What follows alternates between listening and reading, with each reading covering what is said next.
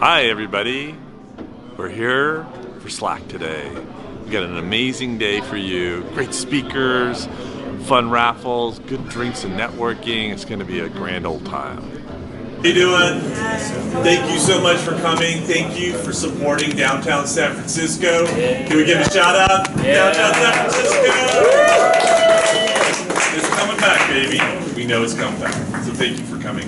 Thank you for joining us tonight. I'm the official chapter organizer for the San Francisco. I'm the official chapter organizer for the San Francisco Slack community, and we have a great lineup of speakers today. I just want to thank you personally for coming. For the Slack community, we're going to be doing events every quarter. So every quarter, we're going to have a new in-person event. This is our first one this year. We'll be doing 3 more. We're still working out on some of the topics. This one, ostensibly, thank you for coming, is a lot about customer support, but we'll be looking at IT, HR. I know some of you are large community organizers. I think we've got to do one around large communities because that's one of the big use cases for Slack. So that's coming up. I also want to let you know we have set up a chapter Slack channel. So if you're a member of the Slack community, the corporate one, if you go in there, you can find a chapter or a channel. It's /San-Frisco, members San Francisco, right? So if you look it up, please join us.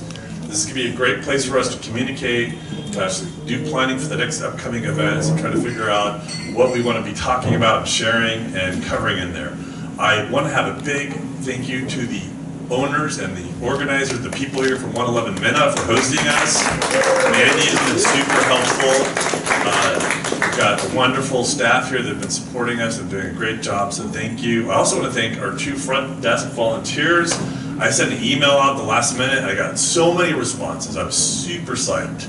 And I know we're going to have a great chapter community with that kind of spirit here. So Henry Lee and Stephen Cook, thank you so much there at the front desk for doing the check-ins and helping us out. That was super awesome.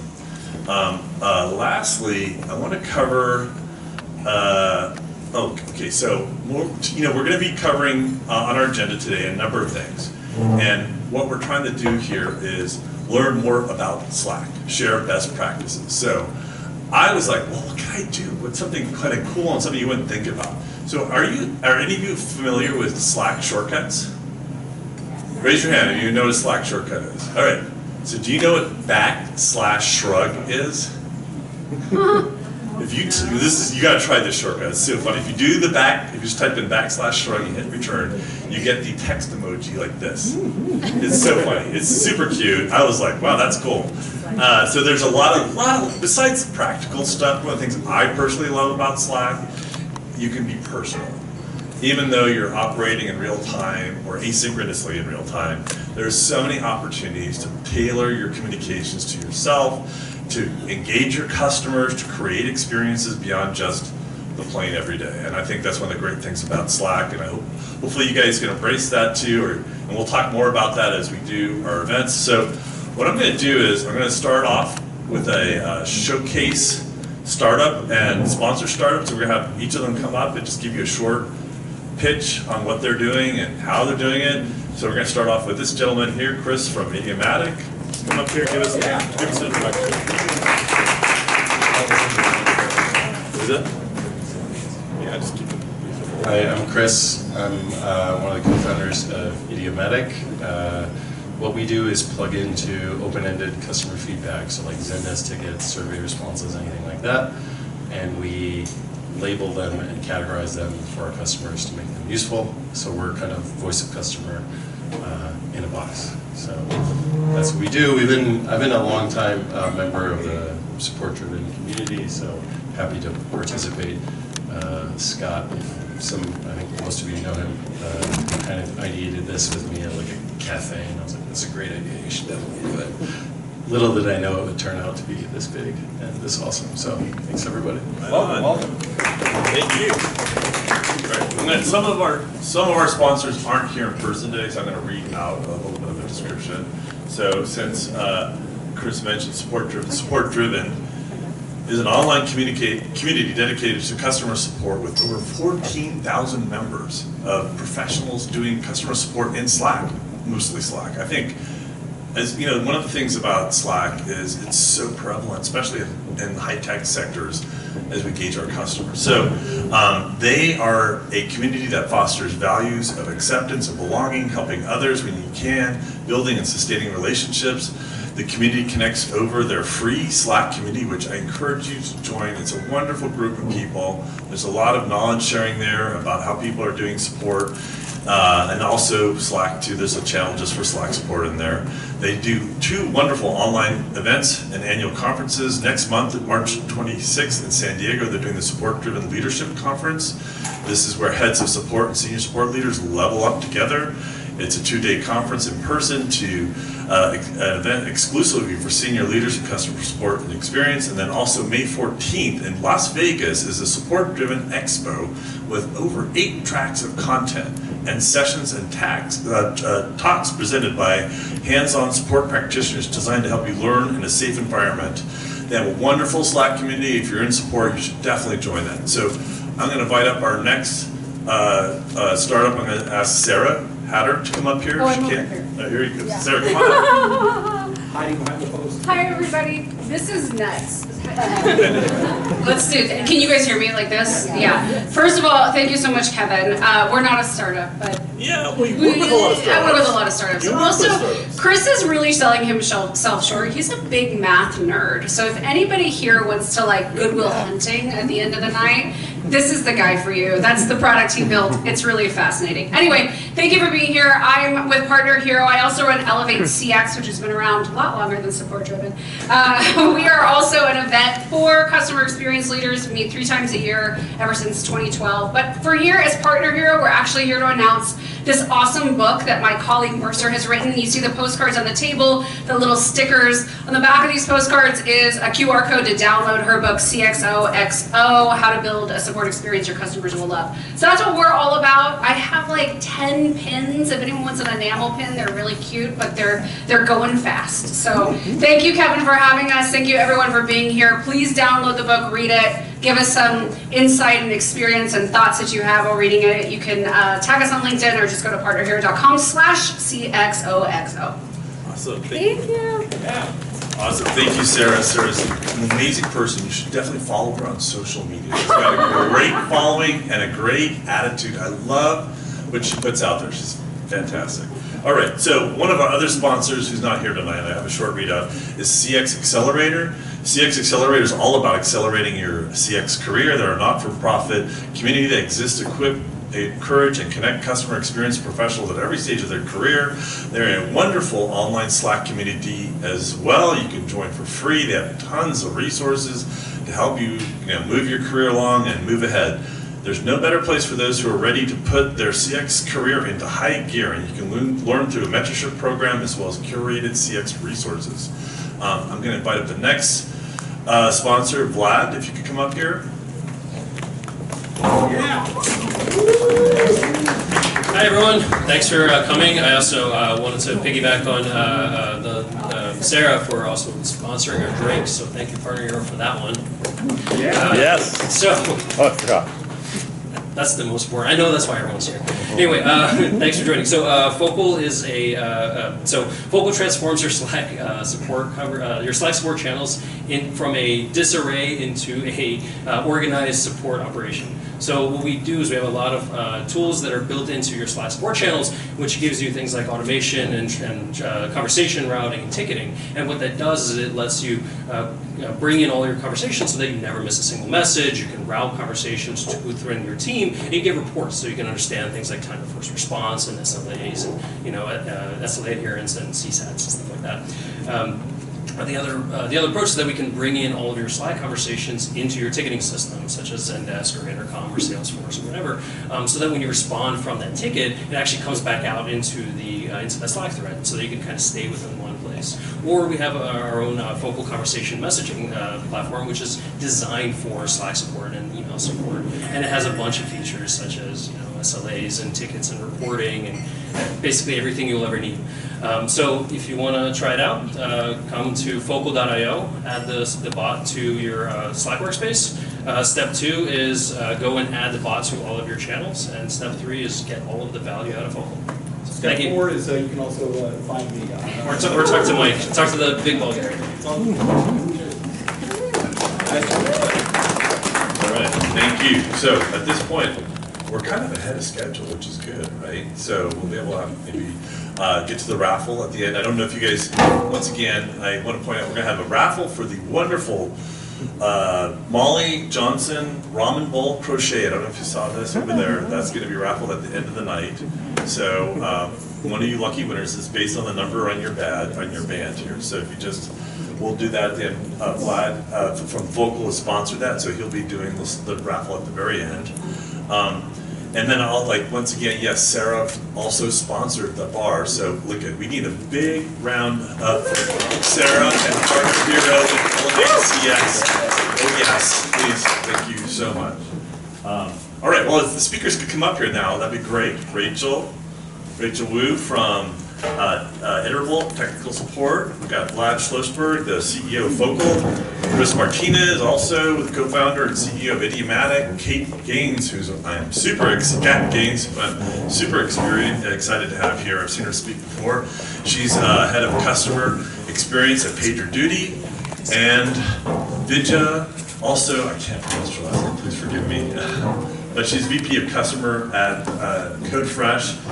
Very excited to have you all here tonight. We've got these 2 mics, and what we're going to do is I'm going to start with, we're going to have four topics, and what I'm going to do is ask each of you for this first one, introduce yourself, and then tell us a little bit about your story related to this first topic, right?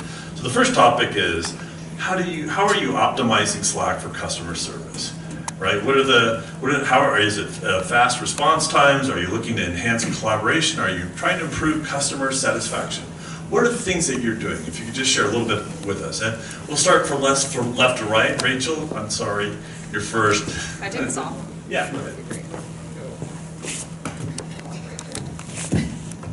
Thank you. You said a short. Much as Short. No, we're doing good. Take your time. Take your time. Okay.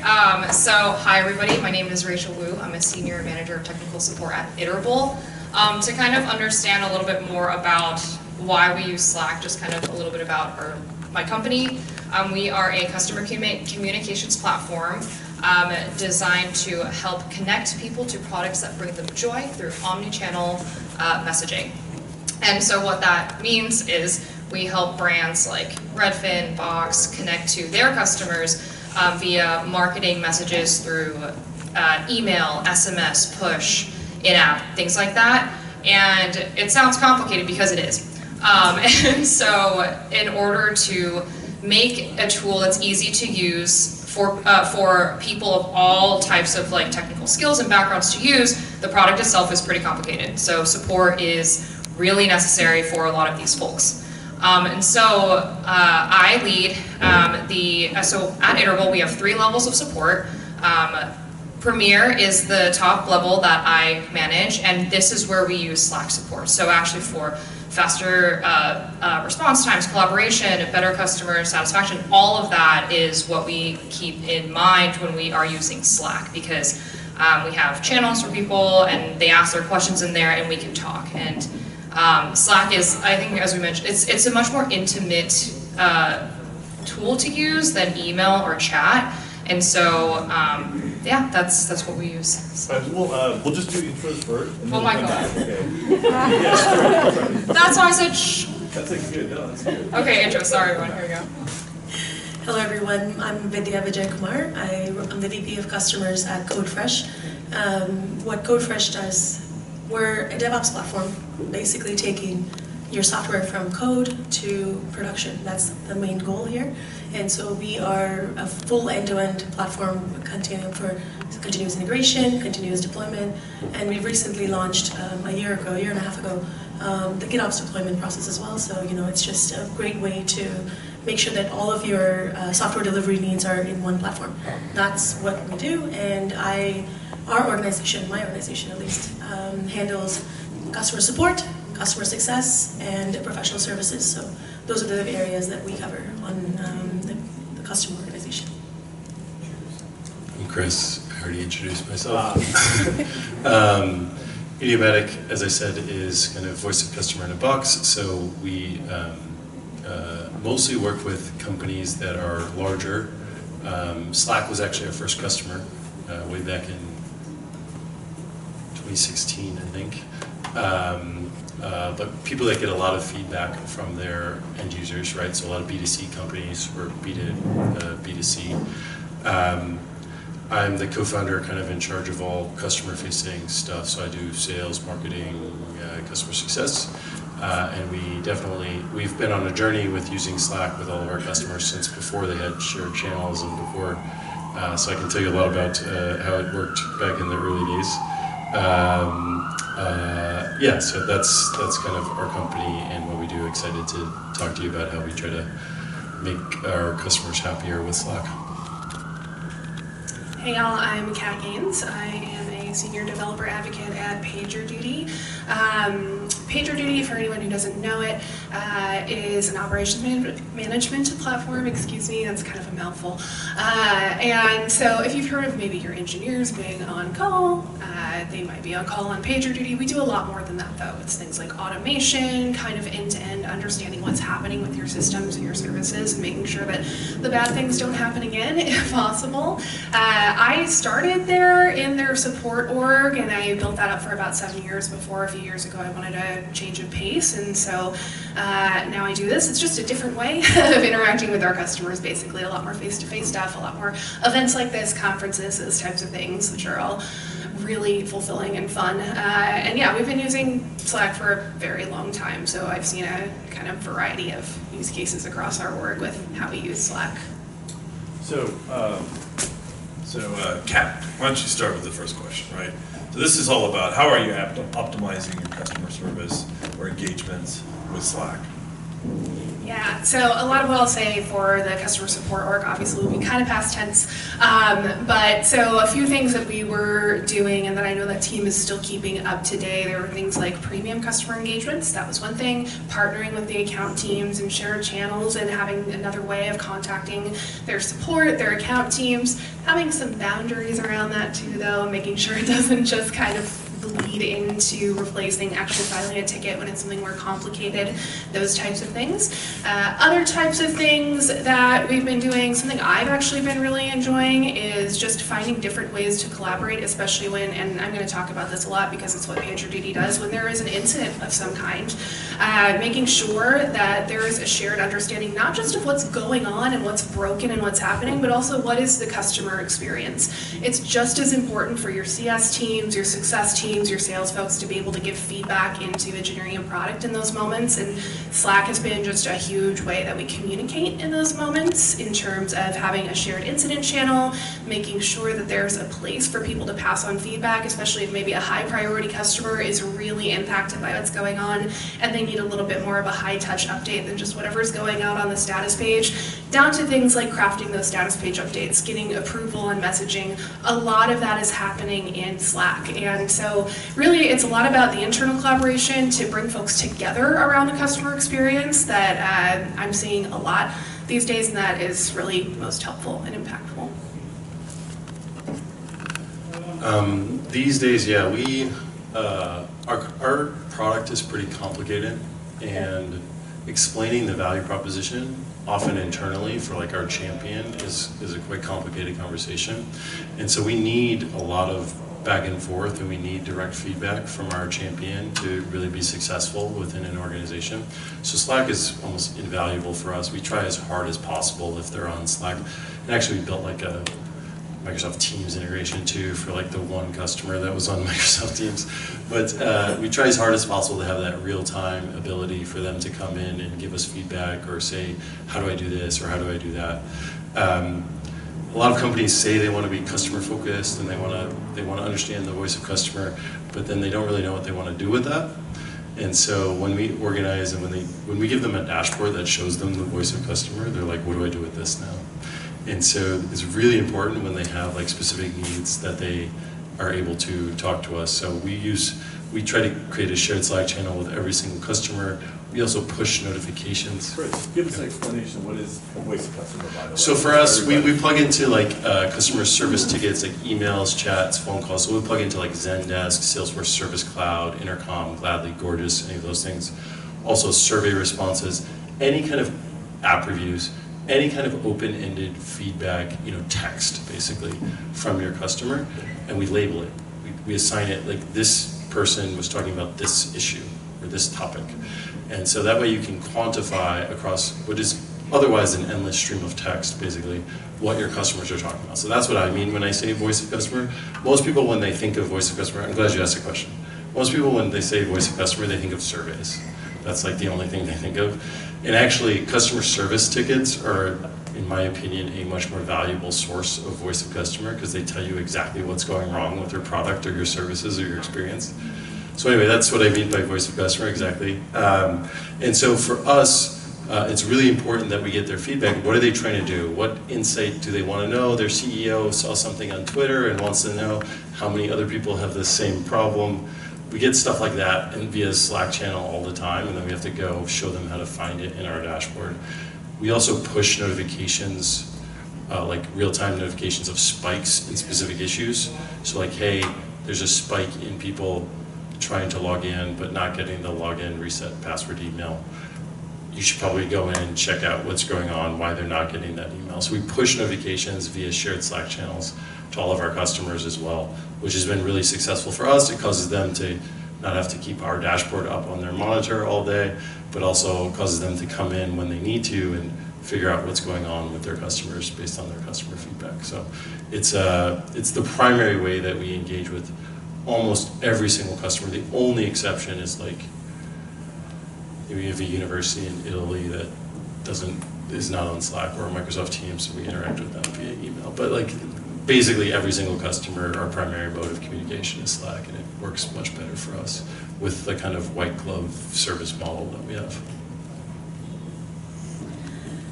So I was introduced to Slack support really when I first joined CodeFresh about 4.5 years ago. So that was, I walked in and I just felt, oh, mayhem, this is just great. This is exactly what I need in my life. But I looked at the way we were able to interact with these customers, and we were able to respond to these customers, and we were able to rally the entire company around the customer. That was what I saw coming out of the Slack support. And we felt, we're not going to take this away. We're going to make this cleaner. We're going to make it more manageable. This is just not something we're going to be walking away from. So it just got better and better, and we were able to get to a point where we're bringing in our product team, we're bringing in our R&D team, our customer support team, and we went ahead and in the last couple of years built an entire customer success team. All of them rallying around that single customer. And that's exactly why we want to continue doing this on Slack. And we've had customers come in and start off with us and say, hey, this is a tier of support I'm going to get. We'll keep your Slack channel for maybe a couple of months, get you onboarded onto the product, and then you move on to just using our normal Zendesk support or something. But they come back and they just say, how much do I pay for this? How much do I want? How much do I pay for this Slack support? I want to keep it. It is a lot more work, definitely. It's a lot more stuff a lot more information coming at you for every single person in the company. But it is something that was we could monetize it. And that's one thing that we were actually starting to go in that direction, and we felt Slack support was a huge benefit for our business as well, in addition to actually having customers be immediately drawn to it, because to them they have access to the entire company, not just the support engineers. They are able to talk to the R&D team, the product team, and I think that was a huge benefit for them because they could get insights on the product, especially ours is a DevOps platform. Our end user and our customers are DevOps engineers. They want to know what's going on. They don't want to reach out to us and reach out just first to the support engineer. They want to talk to more people. They want to understand the crux, and our support engineers have been, so good at bringing that information to them through Slack. So I think that's how we're using Slack internally and externally, and the collaboration is just amazing. Sorry, Rachel, I gave you a false start, but if you could just start again. Sure. I mentioned earlier I manage our Premier Support services, and part of the benefits that you get is you get an assigned Premier Agent who is a tenured agent, technical support specialist, promoted into my team, and you also get a dedicated Slack channel in which to ask all of your questions. And the way we use Slack, it's not like you message a bot, like there's no like iterable bot you ask questions to. There's an actual channel that's connected via Slack Connect, so all of our workspaces are connected there. And it's, you know, all of the people who are going to ask questions to us. It includes their named Premier Agent. It also includes like their customer success manager or their account manager. It also includes like any other like named resources that they have in there. So it's like a space for collaboration. It's a place where you can brainstorm ideas. It's a place where you can be like, hey, can we like reschedule that call? And it's a place for like, hey, this isn't working, why? And then it's also therefore a record of everything that people have asked. It's something that you can refer back to, and so it's so important for us like to collaborate this way. And it's also, like I mentioned, it's much more like there's email, you know, classic email, and then there's live chat. But even then, Slack just feels so much more intimate. You know, it's like you're tagging your coworker and being like, hey, I have a question. Do you have a second? And it might not be like real time necessarily, but it's right there. And you know, many people are used to that kind of like messaging software, and so we found that this has been a really great way for us to connect, communicate, and support a lot of our customers who need that partnership and that like that relationship with us. Awesome. You guys, any other thoughts you guys want to share? One thing I was going to say is you brought up a good point about Slack allowing our customers to access more of our organization than just like whoever we would put on the front lines. I think our customers definitely appreciate that, but our employees, like our enablement engineer, doesn't want to be on every customer channel. And that was like a big challenge for us, because oftentimes if something gets pretty technical in terms of like the problem they're having or the question they're asking, then we have to escalate it to him or his team. It's a two-person team in our case, but and so then it was a challenge, like when do we have them in the channel, when do we not have the channel, do we add them to the channel just for a spot doing work and then not add them to the channel. So that's why we adopted Focal, because it was helpful in that case to have a place, like be able to assign it but not have all of these people in all the various channels. The other thing I would say is, to your point, Rachel, our customers also, it's like it is a nice public record. Some of our customers would ask questions that they were clearly embarrassed about asking, and so they wouldn't put it in the main Slack channel. They always DM like our CSM because they're like, they think it's a stupid question basically, and they don't want to put it in front of like their boss, right? They're asking like a really basic question or us to do some like basic work for them. So we're also managing, like, that's one of the complications when you get into the weeds of it, of like, you know, not every employee, we have unlimited seats when we sign a company, so like almost anyone at the company can come use our software and then ask us a question about it. So sometimes there's like pretty low level employees that like want to ask a kind of dumb question, but they don't want to put it in front of their boss or like the entire team or whatever, so they just DM that question, and it becomes really unwieldy, to your point about like trying to organize all this information and make sense of all of it. So that's one of the challenges that we face at the moment. Just thought of it when you brought that up. Any other thoughts, anyone?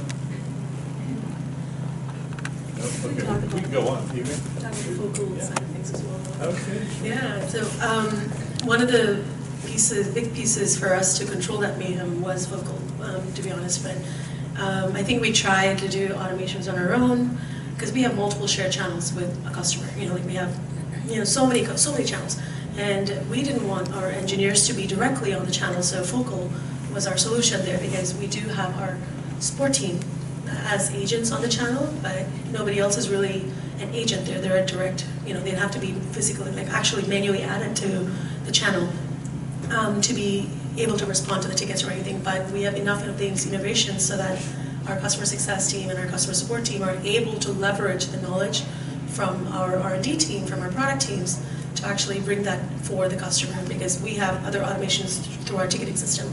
that helps us work with our other, with our other teams, collaborate with them. And I feel the support team also feels like they're well supported. They're not in it just on their own. That was the most important thing for us. And a lot of the times it was the support team that was actually chasing down the answer. Yes, we still do here. We still end up having to do that here and there, but we know that we will get the answer. We know that there is visibility into this, and the R&D team, the product team, whoever needs to jump in is able to get there, and we have a full history of the conversation. So that's, that kind of works really well on Slack for us. Awesome. Thank you. Hang on to that back. I'll take this one over here. Let's get it out from here. I guess this is there we go. I don't think I messed up. All right. Just so you know, we'll have an open Q&A at the end here. We've just got 3 more topics. We'll go through them, I think, pretty quickly, the way we're going right now. Then we'll just have like an open Ask Me Anything here at the end, okay? So, the second topic. Using Slack for different customer engagement strategies. I think a couple of you mentioned Vidya in particular, discussed success and support. Obviously, Rachel, you're doing technical. So you're doing everything, Chris. And Kat, too, you work for a larger company. I'm sure you're touching customers in many spots. Could you just talk a little bit about a lot of times when you talk about the customer experience, it's not just about the one interaction, it's about the lifetime of that customer, from the beginning to the middle to the end to the rebirth again, right? So we'll start this end here and pass down.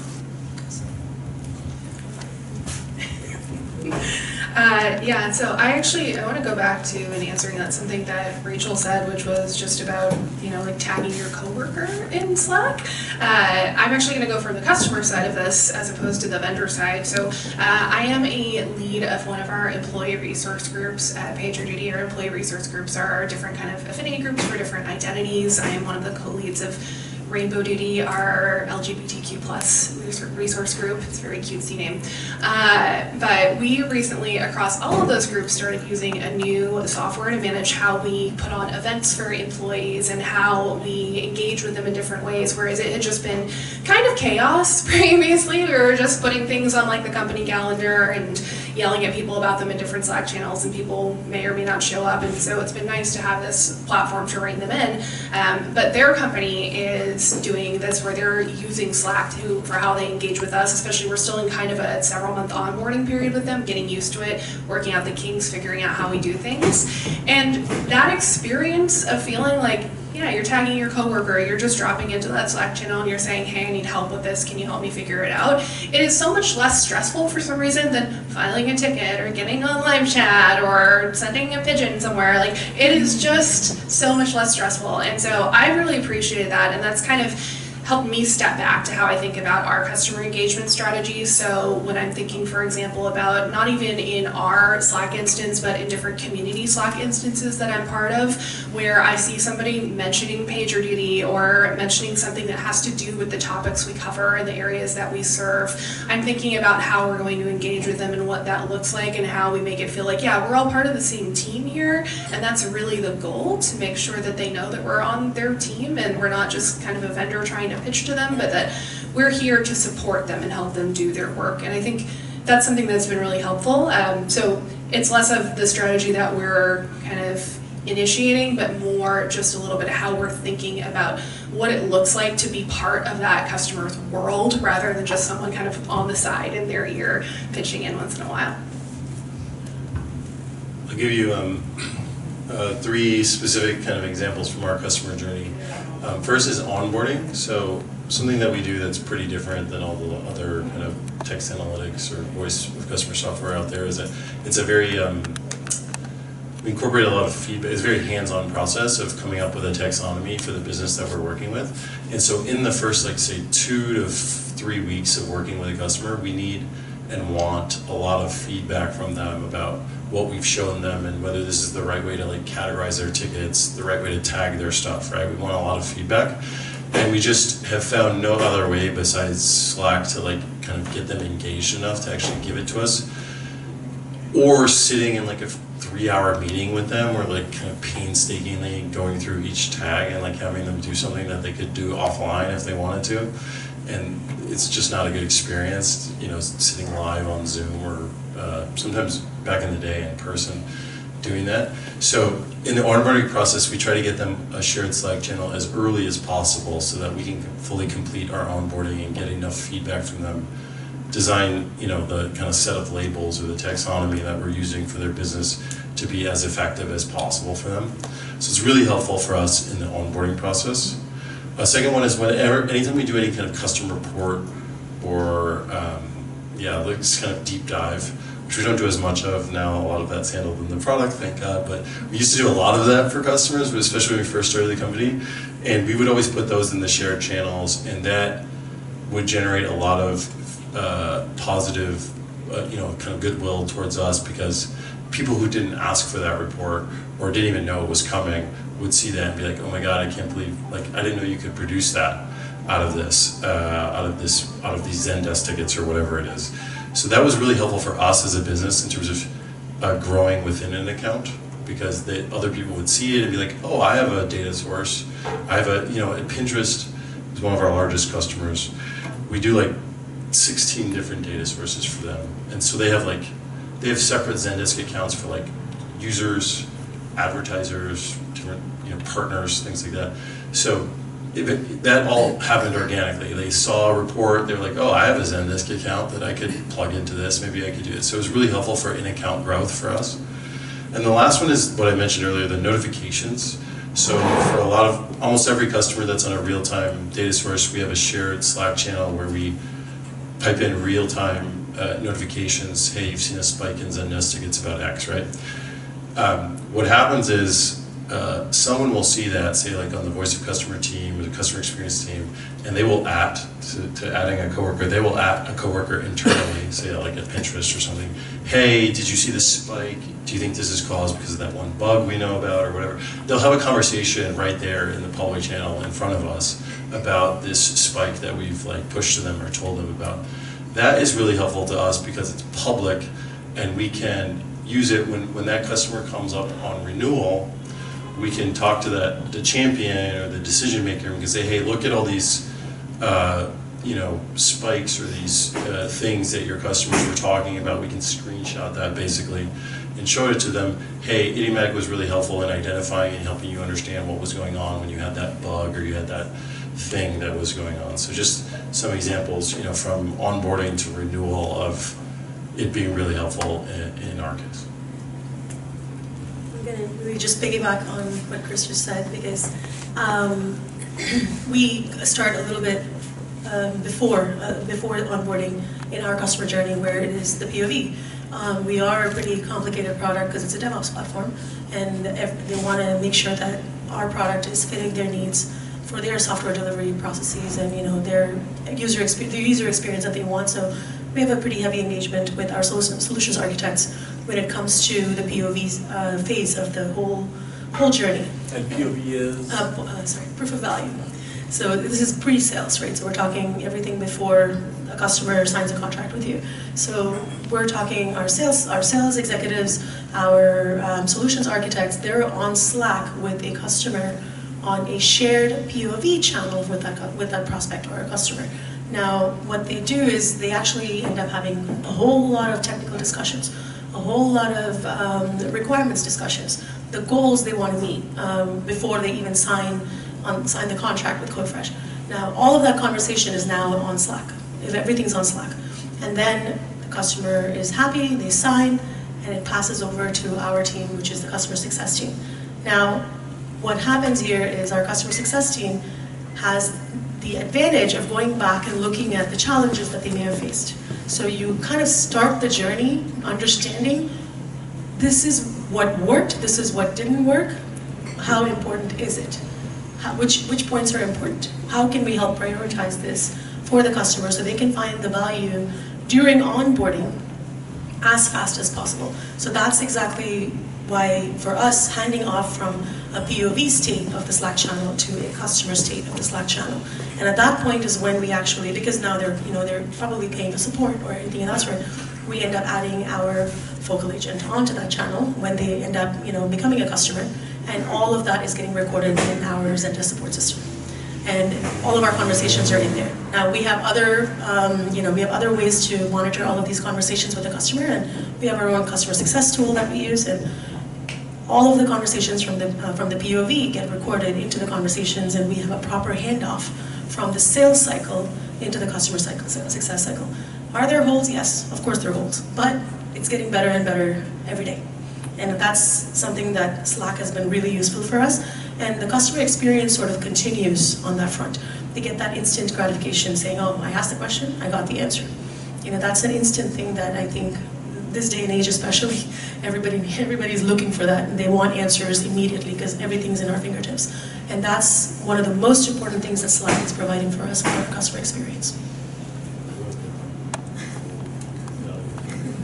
So it's funny you say you have it from sales into after the sale and when the contract starts. For us, it's actually from implementation afterwards. So, when we first started with, providing Slack support, we were like, okay, here's a channel, it's customer-iterable-support. And then we found out that our implementation team also had a Slack channel. We're like, oh, that's funny. So it turns out just even in onboarding, even in implementation, customers really like using Slack to be able to have that quick collaboration. And so at that time we thought, wait, why are we all on different channels? Like, let's just get in the same one. And so our implementation team actually found that it was easier to just, we would create the support channel. The implementation team and the Premier Agent would be in the channel. They would do, all the questions would be in there from implementation to handover to the CSM and the afterwards, all of that. And it's great because then again, you have that record of what happened during implementation. Like if you have problems that come up later that you have a troubleshooting question on, it's a great way to refer back to that. And additionally, we also realized hey, if you're already paying for support upon contract sign, then we should have the Premier Agent interacting, engaging with the customer as soon as contract is signed, so as soon as kickoff. So there was that. So additionally, this is super helpful in all of this because if for implementation, we bill off of the hours that you communicate with the team, but you're already paying for Premier support. So if anything, support can be there to help you save time and money. Like if your implementation team is already is somewhere else or needs in another call, then your Premier Agent can help, and they also save you money because you're already paying for it. And so it sounds like there's a lot going on in this channel, a lot of different people. Like, how do we make sure which topics the support should work on? We use also Focal for this, where you can manually react with an emoji, and that in turn creates a ticket and syncs it to Zendesk, which is our support source of truth for everything. And so it's extra work for sure because it's not something that pops up in an agent's queue, but at least you can control the conversation that's happening and kind of pick and choose which topic and which conversation is relevant for the agent to work on. Can I ask you guys a follow-up? Yeah, go for it. Can I ask you a follow-up question, actually, yeah. for both of you? Which is, because I thought that was really interesting and useful for me, I wrote it down, or I texted my co-founder. The question is, do you get pushback for adding a shared Slack channel from customers, or because both of you have relatively technical products you're selling to high-powered devs who can basically do whatever they want, they can just add a shared Slack channel? Because I sell to customer support, I feel like their organizations would be like, no, we're not adding a shared Slack channel until we sign a deal. So do your customers ever get pushback for adding a shared Slack channel or a shared space? Yeah, we do, yeah. There are, maybe I would say in the past 4 years, we've had a handful of customers push back for us.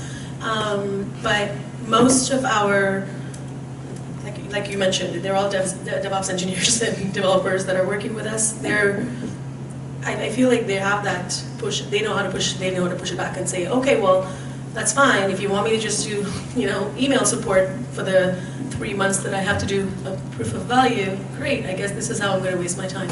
So that's basically how it goes. Most of the time, around, I would say a handful of customers have pushed back on actually having a shared channel. A lot of the times, before I think Slack changed a bunch of stuff in the last year, but Before that, it was very easy for us to just invite customers into our channels. And that actually worked out very easy. But now with the Slack Connect and everything, it's a little bit more complicated, but it still works. It's still not something that customers are pushing back too much. So all of my Slack experiences are going to be post-sales, and so they already have a contract, and kickoff and implementation, that's already after contract is signed. But after that, I haven't had too many pushback on Slack Connect. It's always been like, hey, come join our Slack workspace, click on this link, and they just go, okay, and then they just click on it, because it's like, we already use Slack, might as well. The only pushback I've gotten about using Slack would be for people who cannot use Slack at their organization, so we use MS Teams, and so we do actually have like an integration set up for that and everything. And then other people, they're just like, we don't have a paid version of Slack, and so they get invited as like a single channel guest into our workspace, and they're totally fine with that. And I will also mention we use a paid version of Slack. I don't know which level, but it's up there, so caveat, we do pay for a lot of things. Slack Connect is how you get outside people. Yeah, it's like you used to be able to invite people to your workspace, and then now your workspaces just connect. And then you can apparently use like your own whatever automations you set up, whatever workflows you set up, that can also exist in that channel between the two places. All right. Awesome. Thank you. This is good stuff. All right. I hope you guys are appreciating it. How are you guys feeling? How's this going? Like it? Good? Good value? Excellent. Thank you. The next topic or discussion point is, what are the challenges? I mean, you talked about it a little bit. Shared channels, duplication, right? What are the challenges in Slack-based customer engagement, right? And what are the things you're doing to overcome that? Real-world examples, communication channels, maybe even reporting and stuff you're using to discover this, right? So let's start from that side this time. So the challenges we have, it's going to be like data, so the admin side, data side of things, and the other is kind of just general communication, and I'll start with that first. So when you start talking to people in Slack, you're talking to people, right? People communicate things differently. So funny enough, there's story time. We have an agent. She's amazing. A lot of people love working with her. She's really great in her responses. She's very technical, understands a lot of things, has great relationships with people. And then one day we get a piece of feedback that from a CSM, they're like, oh, this customer doesn't really like her. And we're like, what do you mean? And then it turns out that because with Slack messages, they can be as short and quick as a chat message, or they can be as long as an email, right? It just depends on how you like to communicate. And it turns out she was kind of sending this like nice, juicy, dense block of text, and the customer was like, I don't get it. And so it's just funny where you have to learn how people communicate in Slack and kind of reflect that with them and match kind of where they are, because usually people write in when they're angry or confused, and so you have to kind of match them and kind of get them to like be less angry, less confused, and then solve the problem from there. So that's the communications aspect of it. And then the other is always data cleanliness, like how can you make sure that the person, so again, Zendesk is our source of truth for everything, and when we bidirectional sync from Slack into Zendesk, we have to make sure, like, is this requester the right requester? Are they connected to the right organization with the correct like support package? So we make sure all of their like settings are correct. Like that's kind of a difficulty, but I think that's kind of an everything problem rather than just like a Slack support problem. The major challenge we faced was setting expectations with Slack support. That was something that I think we are still iterating over, and we're still trying to make sure that we're communicating with our customers on a regular basis about it. As soon as we see that a customer is abusing Slack support, and when I say abusing, yes, there's an incident. Slack is probably not the place you want to talk about it. You want to look at our status page. You want to look at, we're publishing that. We're publishing all of that information. You want to look at that stuff, but there is that expectation that somebody's going to immediately answer my problem. This is an incident I'm facing, and I'm just going to blast about this in this channel. And that's a huge problem that we face, and we just constantly have our customer success managers reiterate to our customers to say, hey, Slack is meant for a discussion platform. You come in there, ask us questions about best practices, questions about, hey, I'm about to do this, can I do this way? Or can you clarify what this documentation is saying? It's meant for conversation. It's not meant for panic, basically. And we are trying to force them to use our Zendesk support system to actually be able to trigger the necessary alarms if there is an incident, for that matter. That's been one of a major challenge, and we've had customers definitely go a little bit too far with Slack. The second aspect of it is we still haven't completely figured out if there's some other side conversation. We haven't yet figured out how to make sure that all of that data is in one place for somebody who comes later to look at the ticket, or some new member of the customer team who is looking at this information and needs to educate them. So we haven't yet figured out that challenge yet, and I think there is still a little bit of distributed knowledge in there. That's something that we're still working on. And the third one is we're answering the same questions over and over again, we find. There is that, people aren't really going back and looking at it because it's a lot. There's a lot of information out there, and people don't really go in there and search. It's easy for them to just ask the question, and it's just, I find it takes time. So we go back and we find the solution for them, we find the answers for them. It is quite a lot of a wasted time, I would say. So we're trying to find other solutions for it right now. But those are some of the challenges we're facing with Slack support. Shameless plug.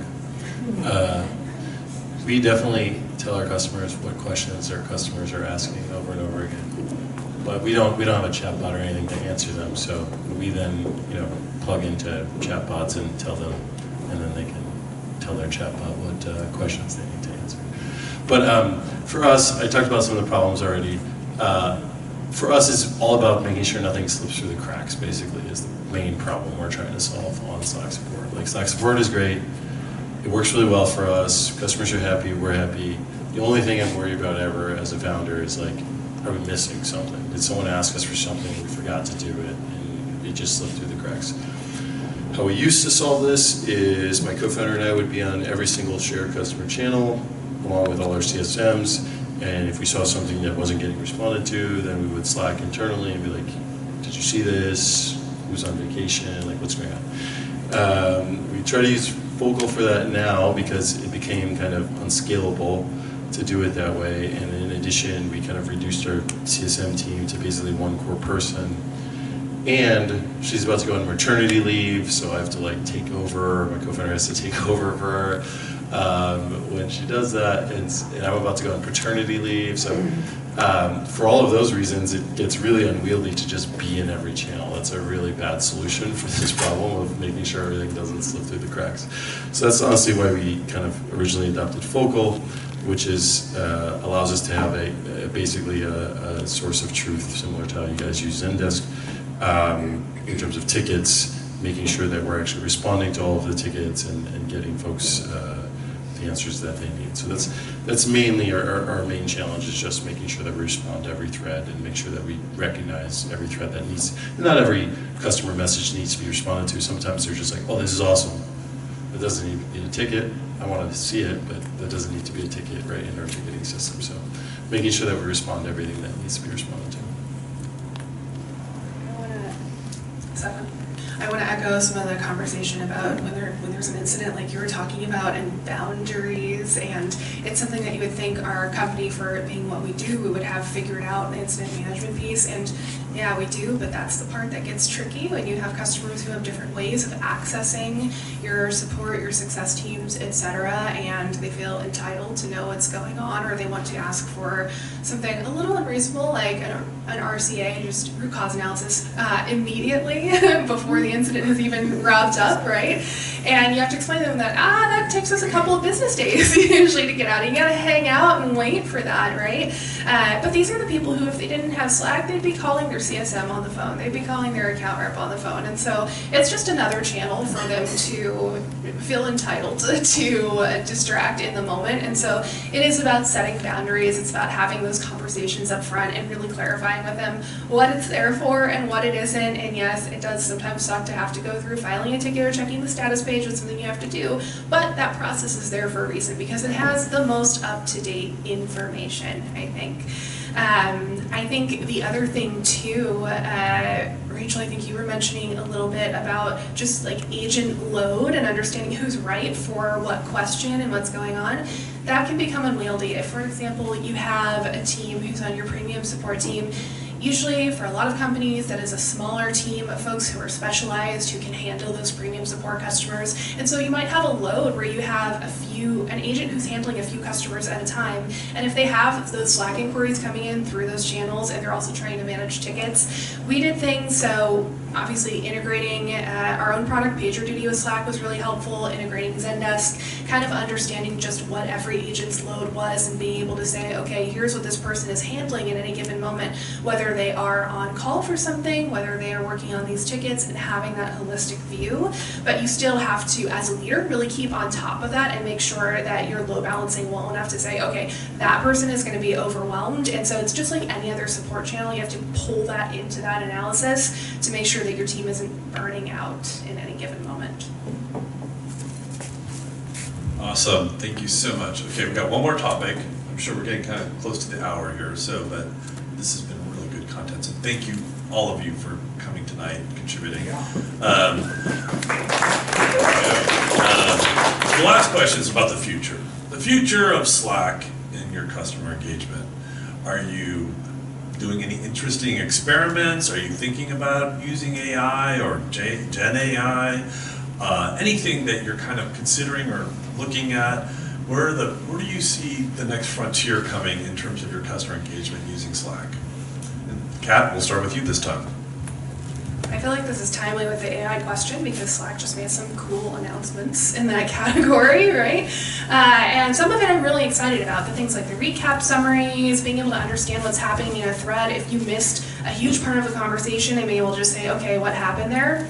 I think that's huge, and I think that's huge both for your internal teams, being able to step away or, just be able to take a break for heaven's sake, and also for customer teams where if, for example, we were talking about repeated questions earlier and being able to just say, okay, cool, that's what's happening there, and getting that information up front rather than having to dig for it, because that's one of the issues right now, that Slack can be such a kind of goldmine of information and also a literal cave to dig through where you can't really find what you're looking for. So I'm excited about those things. I tend to be a little skeptical about AI because I think people are kind of just throwing it at everything where they can now. But those are two things I saw recently that I looked at and I said, okay, that is actually going to be a game changer. It's going to be helpful. I think I'm excited too to see how people just collaborate more internally around customers in Slack. A lot of us have done things like customer feedback programs or customer feedback channels. I want to see more people using the data from those and getting it better integrated with their ticketing systems or whatever data they're already pulling. That's still a little bit of a clunky space right now, but there's so much great conversation that happens there that it really has to be captured. Yeah, I'll keep it brief because we've incorporated AI in huge ways into our own products, so we've dove deep. I think just from my own kind of experience, the ways I see it helping are what you said, right? It should be very good at that problem of recognizing, hey, this question's been asked before, it's been answered before, I can supply that answer without having a person have to do it. It should be really good at solving that problem eventually in Slack. For us, our product, right, we have like a dashboard where people can sign in and see what their customers are talking about. What happens right now is they Slack us, they ask a question, we do what they could do, which is look at the dashboard and then answer their questions, send them a link sometimes to the dashboard, like, hey, it's answered here. AI should be also pretty good at solving that problem, right? So we can provide probably a Slack interface where someone can be like, hey, what was the top complaint for my, we're doing like a POC. I was calling them POCs until today. I'm calling them proof of values. It's different. They are very different, but I like the framing of proof of value better. with Princess Cruises, right? Like they could come in and be like, show me what the top complaints for like the Miami, Florida port were last month, right? We can answer that question with our data in our dashboard with a couple of clicks. AI should be able to answer that in plain language with like a link to the dashboard like pretty easily. So that's how I see it impacting our business in a pretty fundamental way. So this is a recent conversation that we've started having at CodeFresh about how we can actually leverage AI, and it's become a pet project for a couple of our, a couple of our team members, and they want to figure this out themselves, and they want to build a bot for this. So they are actually in the process of doing that for us. But yes, questions that are already answered in the Slack channels are one thing, but then during the POVs, during our onboarding phase, there are a lot of questions that we usually just throw a link into the chat. It's like, oh, here it is. Yeah, here's a doc for that. Here's a doc for this. And the bot that we're looking at, and the one that our team is actually building out, is actually going to leverage all of the data, right? Like any of the documentation we have, any of the knowledge-based articles we have, any previous answers that we were provided already. That's how we're approaching it. And we're looking into it. We haven't yet started trying it out, but AI is definitely something we want to look at, and we want to be able to answer some of the questions pretty quickly, because on our team we're hiring DevOps engineers who like working with customers. That's pretty much who our support team is made of. That's all of our professional services folk. And so, do they want to be answering a one-line answer? No. They want to be having meaningful conversations with customers. They want to be that expert for the customer, and I think that also gives them a lot more job satisfaction when they are able to do this. And that's one of the main reasons we want to leverage this. We want to waste less of their time doing these kind of mundane tasks, and then move them into a little bit more meaningful tasks, stuff that's actually going to help them grow in their careers, help them establish really strong relationships with the customer team. So that's how we're approaching it. We're not there yet, but that's just the future. So before talking about the future, talking about the present, it's going very well. Like Slack is, what we have finally set up is going really well. Like in setting up this collaboration space, like, and from a support standpoint, if you have a question you don't know, it's one thing to say, I don't know, right? It's better to say, I don't know, than to lie about what the answer is. But then we get to step up and be like, I don't know, but Janie does. Let me tag Janie, and then let you guys can work together on it. And so that kind of ability to do that has made such a big difference, I think, for the experience for our customers. And to speak to that, our average retention rate of Premier customers renewing the Premier Support package has been above 97% for the past year, and the number grows from there. So it's, we're probably doing something right, and so moving forward from that, like kind of the future of that is just efficiency and making sure, again, that agents aren't doing things like again and again, like making sure that accounts are balanced so that we're not an agent isn't overwhelmed by someone who just has a lot of volume naturally. Vlad, I'm actually going to lean to you a lot for asking a lot of questions, because like with, in using Focal, like people who normally use Slack for all of their stuff, like I'm going to be leaning against, people using this to be like, what are ways we can improve? Like, it's a weird way that we have this set up, but like, how can we make this better? And yeah, if you, also shameless plug, if you are using Slack for support, you're going to need a tool to put all of your questions into. And so there are people out there who use Focal. Thank you so much. And yeah, that's it. Talk to us about all things Slack support. All right, well listen, thanks. We're going to open it up for some questions. Thank you, everyone. Just a reminder, this is the channel that we have set up on Slack community. I was terrible at kind of verbally, phonetically giving this to you, but this is our channel. And please join, okay? And we'll be doing a lot more engagement through that. I know it's like Francisco. Anyway, and the other thing was, this is the shortcut I was telling you about earlier. I thought it was super cute. I mean, if you've ever seen this, it's like, it really works. You just type in /shrug, and then boom. I guess it's like a hidden emoji, kind of. It's an old school text emoji, is what it is. Anyway, okay, listen, this is open for question. Anyone, please feel free to voice your questions, and I'm just going to leave the mics with the speakers here and then just have at it. I have a quick fun one. I don't need the mic, I usually project. If you guys could tell I always like real world case studies, and without mentioning any client names, if you could tell a real world story where Slack and that instant communication kind of saved your bacon with a client, I think that would be kind of fun for everybody to hear.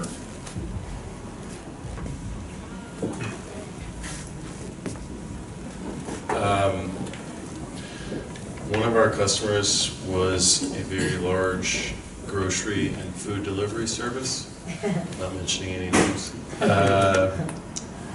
And when COVID started, they had a lot of people who used to wipe down their groceries and do all types of additional stuff when they were getting grocery deliveries. And so they had all these new procedures in place for their customer support team. And so they would get a lot of feedback about, hey, so-and-so on the customer support team promised me this or didn't promise me that. So they were looking specifically for mentions of COVID, mentions of promises of special treatment on accounts, things like that. And it was kind of a all alarm fire. They wound up hiring, I think, 20,000 agents that year while we were working with them. So it was a real big problem that cost them tens of millions of dollars because just their entire business blew up. And being able to quickly respond when they had something specific come up, hey, there's some new Fauci guideline about what you should be doing. How many people are asking about that in our customer support tickets was really helpful to us, and we retained them, for 4 more years after that until they went public. I think I'd given enough information to figure out who they are. But yeah, it was really helpful for us in that case. Responding very quickly to all those kind of 5 alarm fires that were happening.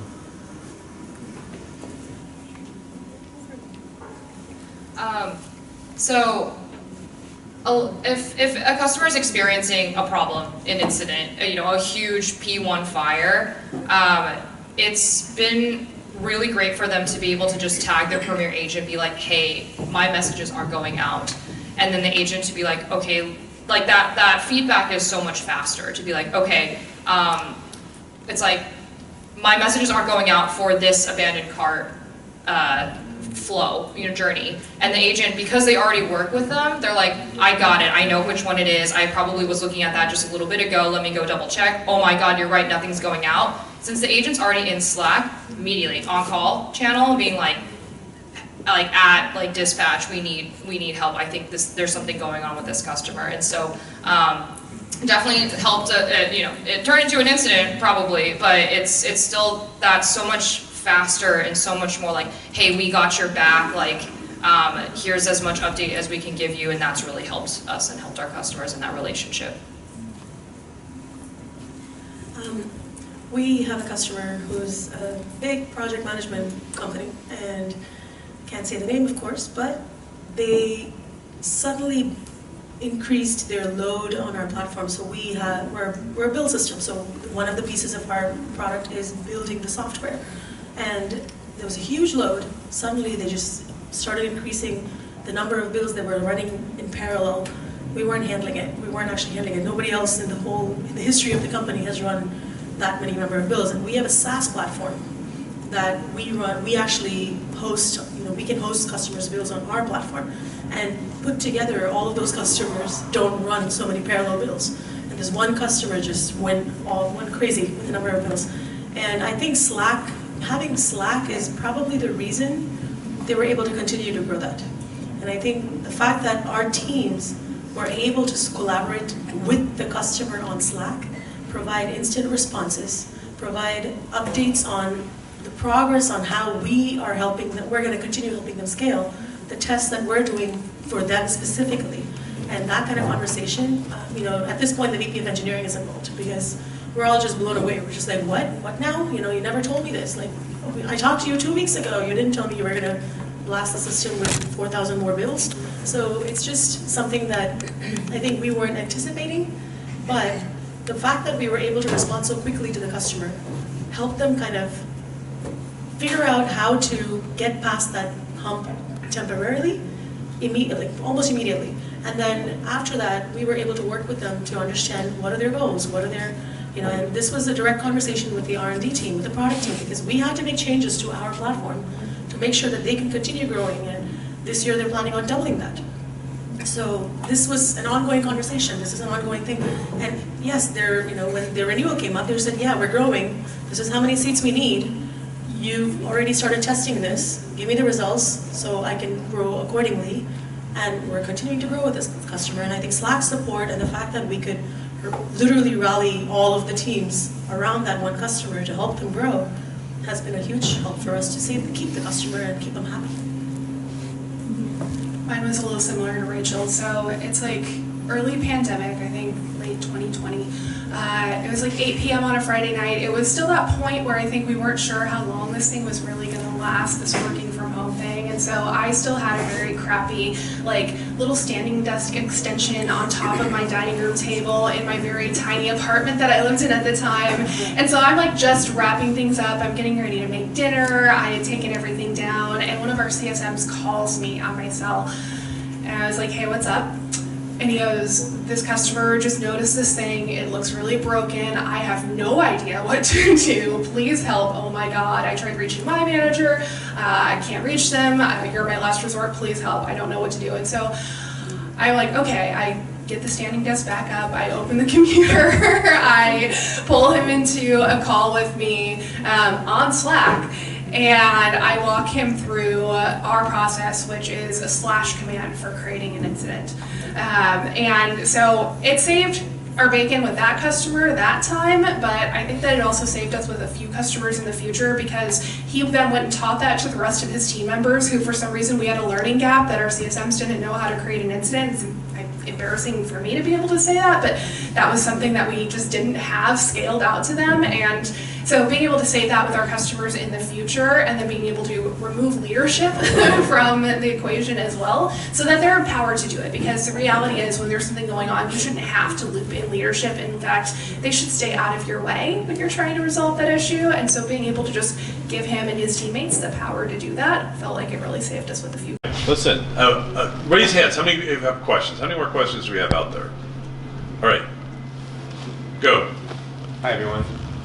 Great talk so far. I had a question about the huddle feature. So maybe you had been using that in that instance when you were on a call with a customer. Is that something that you guys use with your customers or your teams use? And then maybe if not, is it because of the record, having a public record in those kind of async conversations?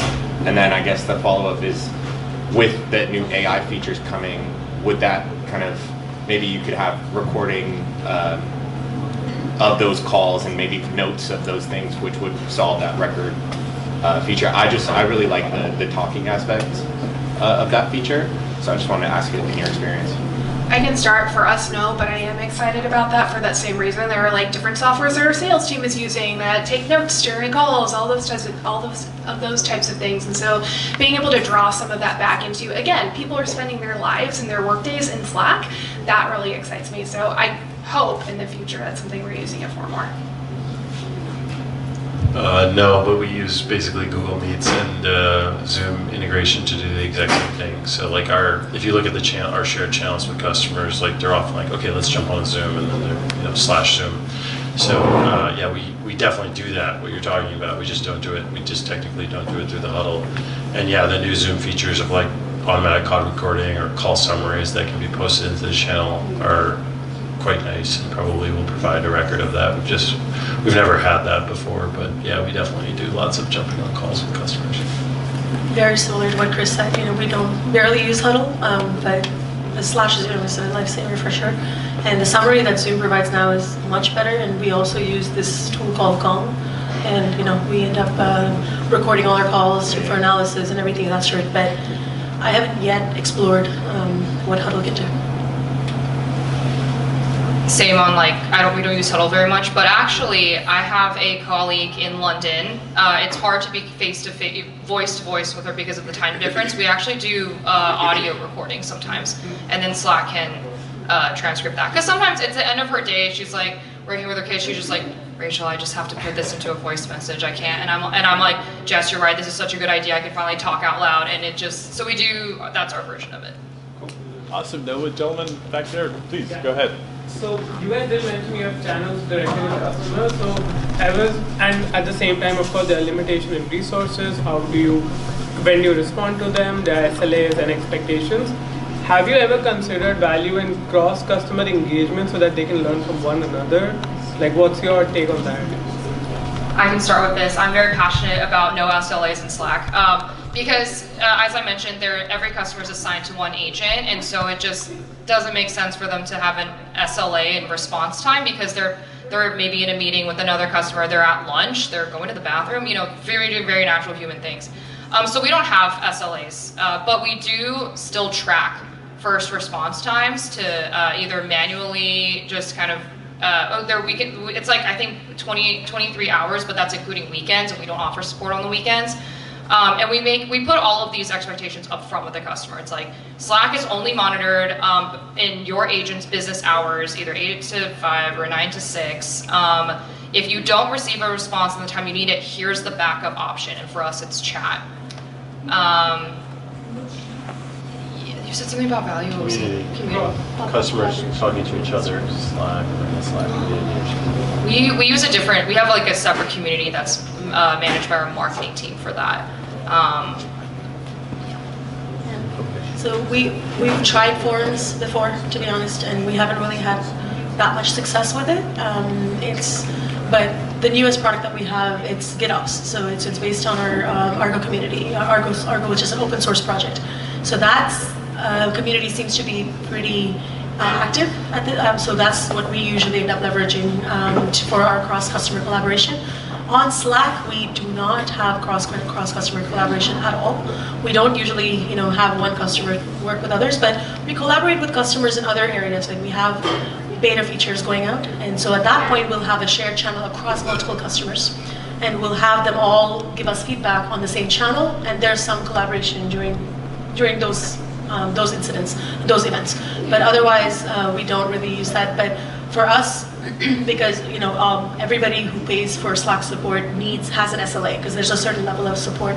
We have an SLA to meet, and that's when Focal comes in. So we're tying everything back to Zendesk, and we have our SLAs and everything. So a normal low priority ticket can actually go through Slack, but if it's an urgent or a high priority ticket, it's not going through Slack. We're not going to be able to meet those SLAs, and we insist that they actually trigger with the ticket directly on our ticketing system.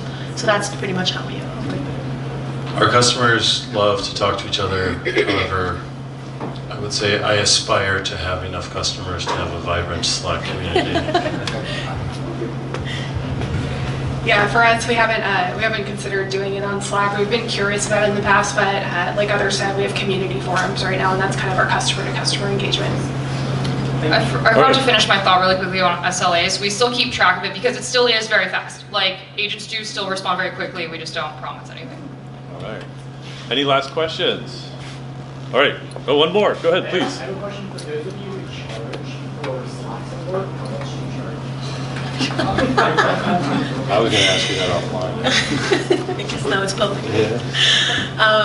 I believe it's 20% of the contract, because it's not just Slack support. It comes with phone support. You have some onboarding hours, which are much larger than regular onboarding. You have your SLAs are a lot shorter. Those are quite a lot of things that we end up having. But it was about 20% of the contract is how we operate. You don't have to answer if you don't have to. Good. So we don't charge. We actually start off with a flat rate first that we calculated based on COGS and things like that, and then we move to percentage-based pricing, if that inspires you. Any other questions? Our white glove. What? All right. The thing you've all been waiting for. Vlad, yes. Thank you, esteemed panel. What a wonderful egg down. We lost an egg. Got a jumper. No, thank you all so much for coming tonight. Really appreciate it. Can we hear a round of applause for our speakers? And look it. We got. I don't think they're gonna kick us out right away. But please, you can talk with each other. You can mingle with the speakers a little bit. Ask some other questions afterwards here too. So thank you so much. And I'm gonna have Vlad come up here. You guys can go get a drink and relax now. And Thank you. Thank you again. And Vlad's gonna do the raffle. This might take us a while because you can see some people have left, and we had a pretty large number of people. So I was gonna say I won. yes, speak closer to your mouth. What? Got it. I was just gonna say that I won and take the raffle myself. I'm kind of hungry, and that's good. Before doing that part, I do want to say thank you again to the speakers that came. So thank you to everybody there. Thank you to everyone that helped sponsor, especially partner here for sponsoring our drinks. That's pretty awesome. I do also want to ask for a round of applause for the person that set all this up is Kevin here. Yeah, he did a great job, so thank you. Oh boy, he's like a living emoji. He's the living shrug emoji. So thank you, and then thank you everybody for coming out. Without further ado, I have the random number generator, and instead of me hitting it, you're gonna hit the random number generator. And this is a number on your wristband, by the way. It's a number on your wristband. It's the last 3 digits of your wristband. So 453. No. All right, one more. Oh, sorry. 413. All right. Let's do a handful more. 409. 409? Oh, no? Oh, they're on your wristband. Yeah, Yes. it's the last 3 numbers of your Last wristband. 3 numbers on your wristband. 496. That's my. Keep going until someone says it's me. 415. Should I just go in order? 417. Yes. All right. Yeah. You are the fine owner of this wonderful Molly Johnson Crochet Ramen Bowl. All right. There it is. Yep, 417. Hey, thanks a lot, everyone. Please have a last drink. The bar's still going. And thank you all again for coming tonight.